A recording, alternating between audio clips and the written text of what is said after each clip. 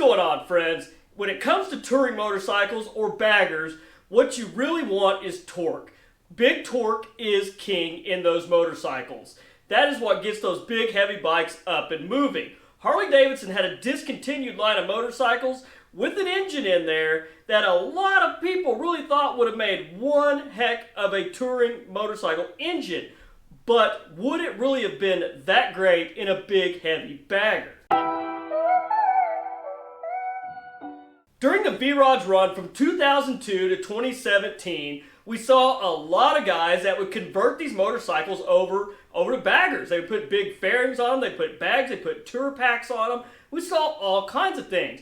And a lot of them were done so well that would almost make you give a double take looking at it.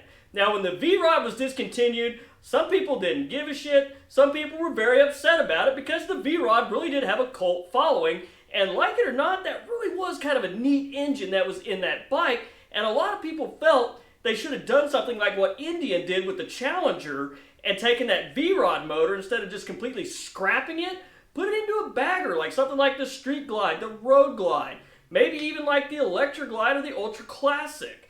But there was one issue with that engine that really was going to hold it back from being a great motor for that kind of application.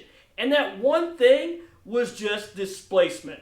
There is no replacement for displacement when it comes to a very large, heavy touring motorcycle. Guys, if you enjoyed today's video, please don't forget to hit that like button and consider subscribing to the channel if you haven't done so already.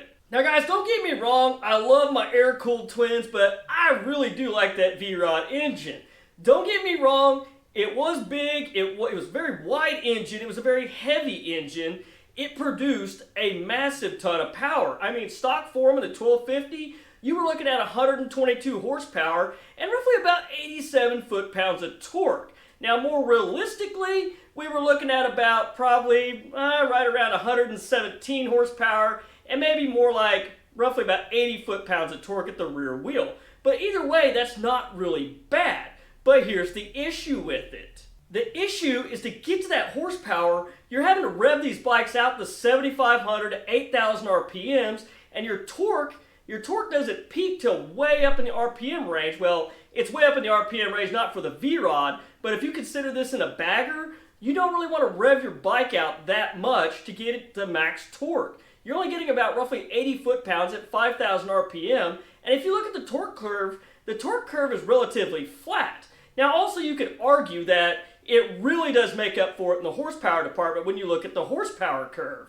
But all in all, if you're on a touring motorcycle, you don't want to have to rev that bike out that hard to get into the horsepower and torque. You want your horsepower and torque down low. And that's just absolutely something that the Vrod's not really going to deliver. Now the Vrod engine, the largest displacement they ever made them in without big bore kits and things that you could have gotten back in the day from the Screamin Eagle catalog, was the 1250. Now 1250 is roughly about 76 cubic inches, and you got to think what Indian did with the Challenger. The Indian Challenger was a single overhead cam engine that pumps out 122 horsepower and roughly almost 130 foot-pounds of torque, and that's 108 cubic inch. That is quite a difference from the Vrod. Now, one could also argue is that, well, Harley-Davidson could have used the Vrod as their platform and just built it into a bigger engine. Well, the issue with the Vrod, by 2017, the engine design was really, really dated. And it was really kind of at the end of its life. Well, funny you say that because of the way Harley-Davidson hangs on to engines. But now we know there was something else coming down the pipe with the Revolution Max engine, which now they have a 1250 engine that is lighter, it's more compact, it's narrower, and they're making up to about 150 horsepower with it right now in the Pan America. I mean, that engine is no joke. Now, if Harley-Davidson really wanted to get out there and make a large displacement, liquid-cooled engine, I would hope they definitely, for sure, don't go with the water-cooled cylinder heads. What I mean by that is they don't make them obvious that they're water-cooled. The Japanese have done this for years. They basically had cylinders that look like they're air-cooled, but they have water jackets in them. And of course, we're going to have to deal with the radiator. Now, if Harley-Davidson did this right, and they had air-cooled looking cylinders that actually had water jackets in them, Harley's done a pretty good job of hiding the radiators with the twin-cooled motorcycles. Now obviously we get into the soft tails where they've been hiding that oil cooler, sticking it between the frame rails. That's a pretty opportune place when it comes to putting a radiator on a Harley-Davidson. I have no doubt Harley-Davidson's styling department, if they are absolutely forced to go water-cooled, they will do this right. I just hope that they keep the air-cooled cylinder look, especially on the big twin bikes. And obviously when it came to the Sportster line, they decided not to develop a new 4-valve air-cooled engine, and they just went ahead and made a transition over to liquid cooling. But when it comes to the bagger, this was kind of why the Vrod was not going to necessarily work.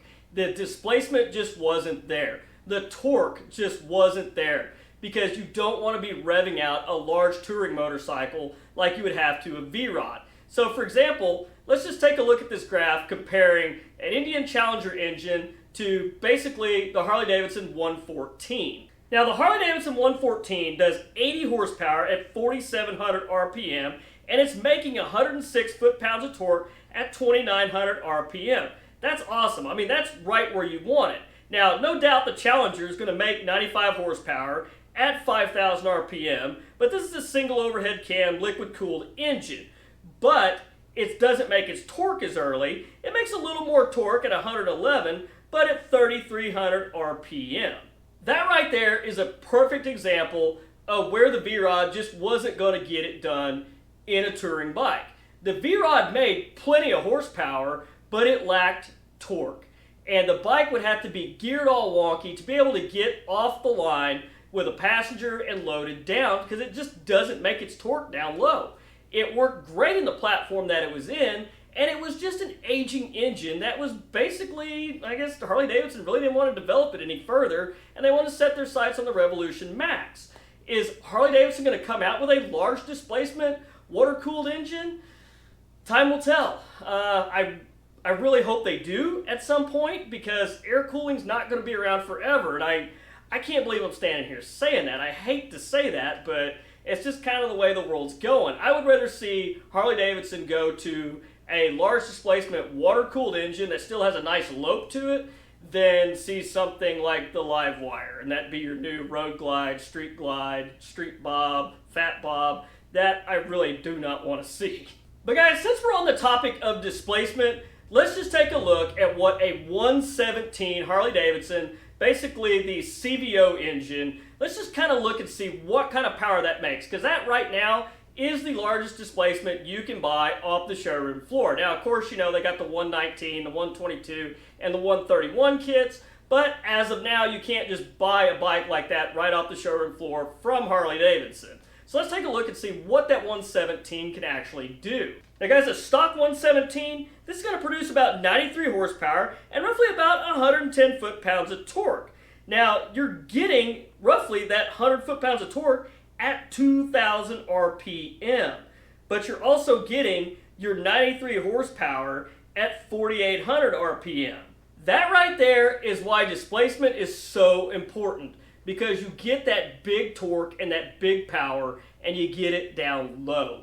And unless they were to have taken the Vrod platform and developed it into some large displacement engine similar to what Indian has done with the Challenger, I honestly didn't see it really working. So guys, that right there is why I feel like the Vrod engine, while they made some neat bikes, a lot of guys made some neat like touring Vrods out of them, I just didn't feel like that engine would have been great as is going into a bagger.